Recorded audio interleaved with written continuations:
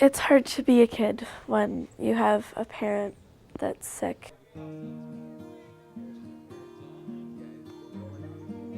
I'm at camp because my dad has cancer. He's been going through a lot of pain and like I said, medications, and he did chemotherapy and radiation, and he's all done with that now. And it's been hard. What? Stop, Jessica! Woo! I don't know. My name is Jessie, and I'm 11 years old. All right. All right, Justin, go ahead. What we try to do is to get the kids away from the stresses of their daily life, bring them up to a fun and beautiful and safe place where they can just kind of let their hair down and be around other kids who are going through similar types of situations. You know, when illness strikes, you know, or a death, it doesn't just affect that particular individual. The children are part of a family unit. If that family unit had a bomb blow up in the living room, that's what happens when an illness hits that household. Kids, even as young as 5, 6 years old, are worried about everyone else in their family. And they feel sometimes that they have to take care of them by not upsetting anybody, not talking about some of the things that might be hard for them. So we want them to feel during this weekend that they can be who they are. I was at my friend's house and my dad called up and he's like, you have to come home. And so it's like, I knew something was wrong, and I got there and my mom was crying, and she kind of sat me down and she told me that she has cancer.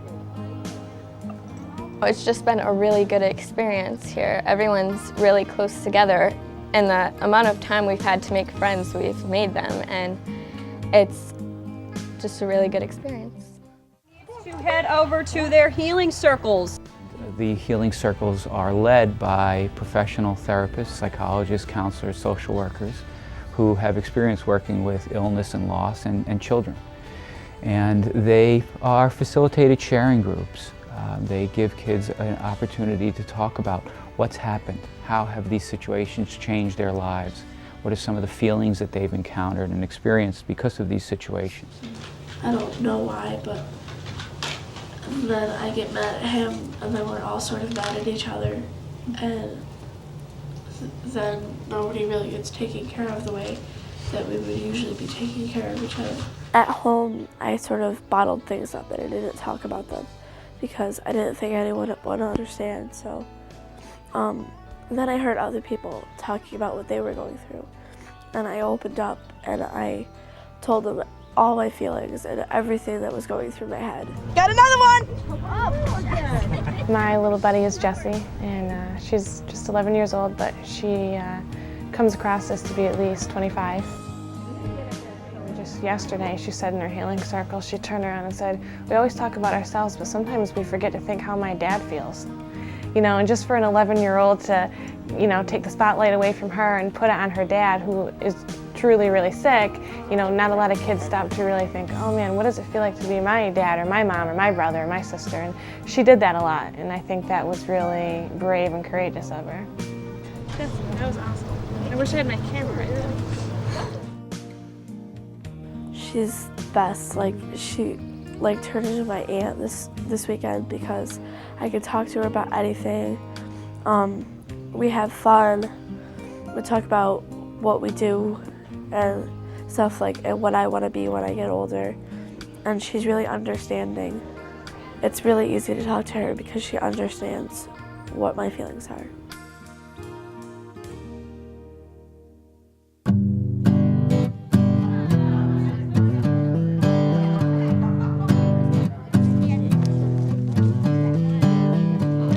It's easy for anyone to see. If I need a friend, it's you, and you're there for me. Now we go together like perfect spring weather.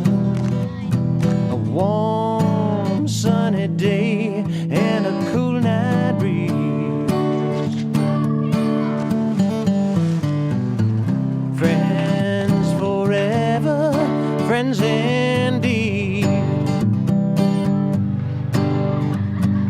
Friends on the happy days, friends when in need.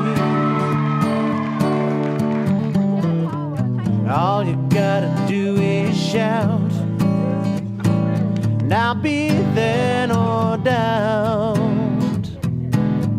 Friends forever, friends in